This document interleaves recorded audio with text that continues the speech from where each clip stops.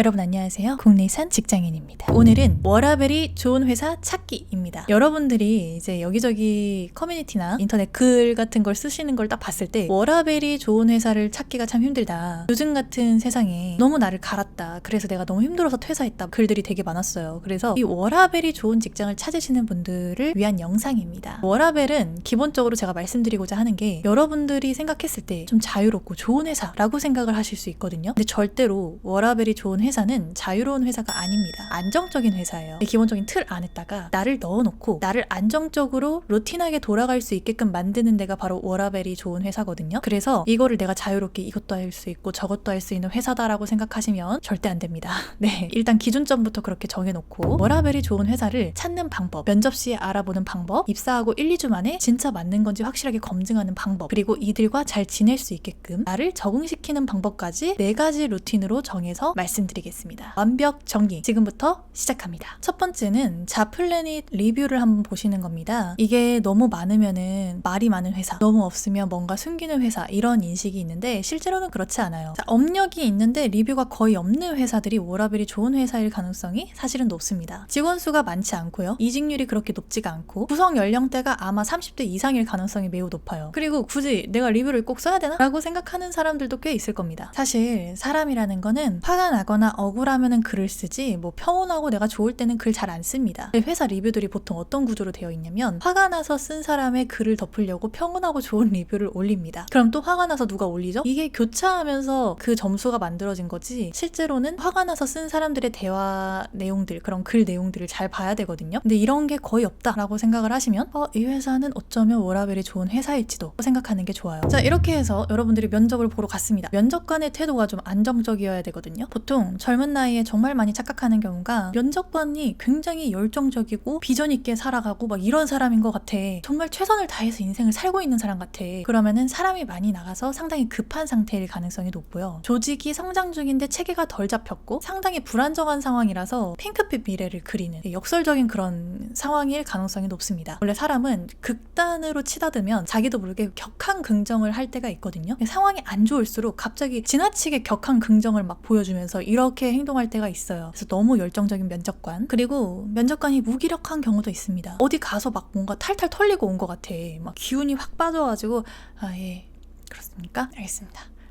예, 이러면서 웃는데도 기운이 없어 보이고 상당히 물어보는데도 힘들어 보이고 무력감을 느끼고 있는 것 같고 약간 이런 면접관들이 있어요. 내부 피로도가 굉장히 높고 사기가 저하된 사람일 가능성이 높죠. 근데 이 워라밸이 좋은 회사는 지나치게 열정적이지도 않고 어디에 막 빠져있지도 않고 비즈니스적으로 사람을 너무 잘 대해줍니다. 이거는 회사의 겉모습, 규모 이런 거랑은 크게 상관이 없어요. 급하지도 않고 사람을 소모품으로 보내는 그런 발언이나 행동도 하지 않고 이게 이 채용을 한번 실패하면 우리 조직에 큰 타격이 올 수 있다는 걸 알고 있기 때문에 사람을 뽑을 때도 상당히 신중합니다. 그리고 여기에서 이 질문이 나오면 아싸 가오리 라고 생각하시는 게 좋은데 이런 질문을 하는 회사가 간혹 있거든요. 저희가 막내로 일하는 직원이 1년 반 됐어요. 2년 됐어요. 오래 일한 직원들이 많아서 들어오시면 이질감을 느끼실 수는 있어요. 하지만 시간이 지나면 해결이 될 거예요. 저희도 많이 도울게요 라고 말을 한다. 사람이 들어오면 적응시킬 수 있는 자기들만의 시스템이 있고 들어오면 방치하지 않겠다라는 의사를 보여줬죠. 우리 회사 들어와서 한번 버텨보세요가 아니라 들어오시면 전폭적으로 지지해드리고 최대한 도움 드려볼게요 라고 의사를 적극적으로 밝혔잖아요. 워라밸이 좋은 회사에서 많이 나오는 말입니다. 자, 이렇게 해서 면접을 보는데 뭔가 느낌이 좋았어요. 이 면접 시에 여러분들이 체크하셔야 되는 부분들을 얘기를 해볼게요. 과장된 비전이 없습니다. 우리는 업계를 뒤집을 거야. 이렇게 성장해서 이렇게 성장을 할 겁니다. 막 이렇게 얘기하는 게 아니라 여기에 들어오시면 이렇게 적응을 하셔야 되는데 그건 괜찮으시겠어요? 평이한 비전들이 있어요. 그리고 존중이 묻어납니다.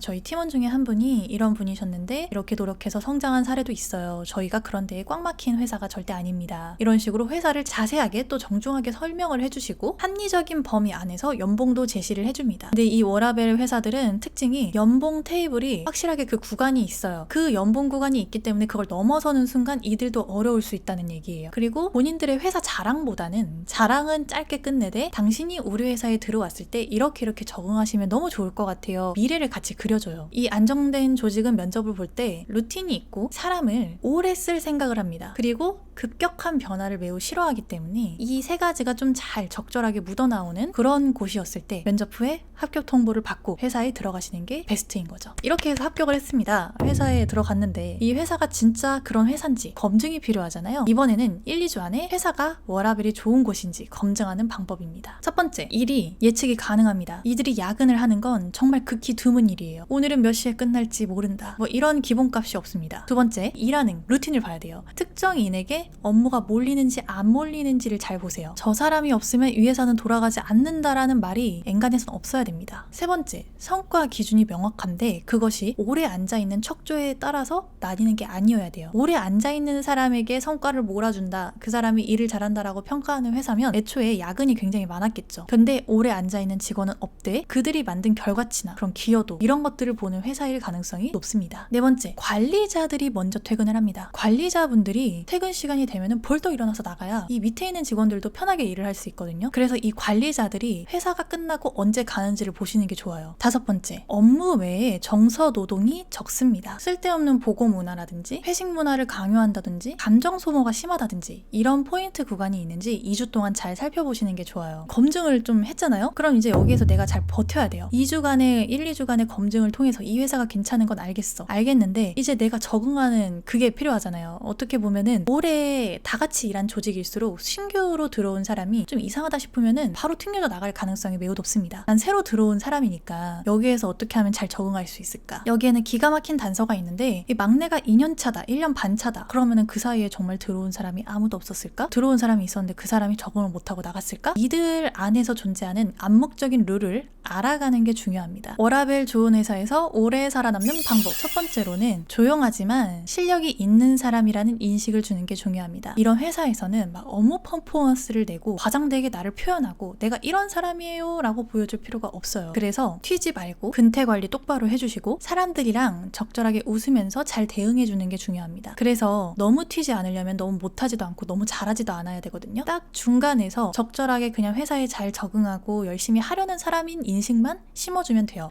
두 번째, 나를 대체 가능한 사람보다는 편한 사람으로 만들어라. 그 조직에 들어갔을 때 내가 너희들이 나가더라도 내가 있으니까 괜찮아 이런 인식을 줘서는 안 되거든요. 막 열심히 해가지고 밤을 새서라도 야근을 해서라도 이 직장 조직에 적응하려는 그 모습을 어필하지 않아도 돼요. 능력도 중요하지만 같이 일하기 편한 사람, 말이 잘 통하는 사람, 불필요한 감정 소모 안 생기게끔 하는 사람이어야 돼요. 워라밸이 좋은 조직은 그 평화가 깨지는 것에 대한 두려움이 굉장히 큽니다. 그래서 내가 신선한 바람을 몰고 올 거야 막 이렇게 생각을 하고 행동했다가는 내가 되려 신선하게 나간다. 명심해야 됩니다. 세 번째, 절대 혼자서 다 하지 말아라. 좋은 회사일수록 왜 이건 너 혼자 다 했어? 라는 말이 나옵니다. 업무는 최대한 공유를 하고 진행 상황은 투명하게 말을 해주는 게 좋습니다. 시키신 업무 어디까지 다 하였고 여기까지 했습니다. 이렇게 막 투명하게 공유하고 그냥 내 일만 잘 하면 돼요. 내가 희생을 해서 이만큼 했어요 라고 어필하거나 뭐 과잉되게 막 대응하거나 이러시면 안 됩니다. 네 번째, 초반 6개월은 이 회사의 조직에 내가 잘 어울리는 게 중요합니다. 이들이 어떻게 이 조직 문화를 형성해 왔는가를 생각하는 게 좋아요. 조직에서 잘리는 유형, 여기에서 승진하는 유형, 리더가 실제로 좀 좋아하지 않는 유형, 실력보다 더 중요하게 보는 그들의 본질적인 측면, 이런 것들을 천천히 파악하면서 잘 지내는 거. 암묵적인 규칙을 알아가는 데에 6개월을 투자하시는 게 더 낫습니다. 다섯 번째, 회사에 충성하는 것이 아니라 내가 가진 포지션에 충성하면 됩니다. 회사 욕도 안 하고 과도한 애사심도 애가 딱히 없는 것 같아. 자기 역할만 잘 지켜요. 그럼 감정적으로 과몰입하지 않고 애가 담백하니까 좀 서로 잘 지내기가 좋습니다. 이런 직장은 존재감을 천천히 쌓아가도 전혀 나쁠 게 없거든요. 1년 동안에는 적응하고 내 실력을 좀 키워나가는 기간으로 두시고 2년 동안에는 내가 여기에서 어느 정도 일을 잘 해나가는 직원이라는 거, 1인분, 1.5인분 충분히 하는 사람이에요 라는 걸 잘 보여주시면 되십니다. 세 번째는 나의 작은 전문성을 확보하는 게 좋겠죠. 오래 일했던 사람인 만큼 다른 사람들도 잘 케어해주고 사이좋게 지낼 줄도 알고 이 사람들에게 좋은 인식을 심어줄 수 있는 그런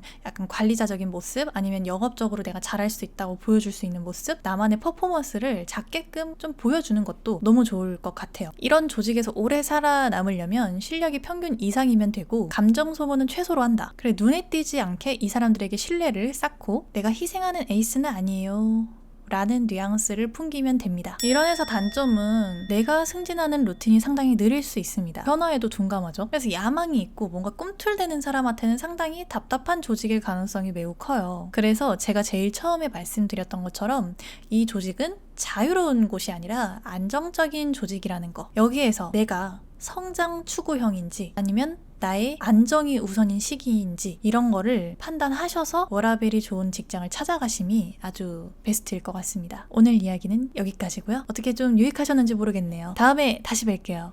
안녕.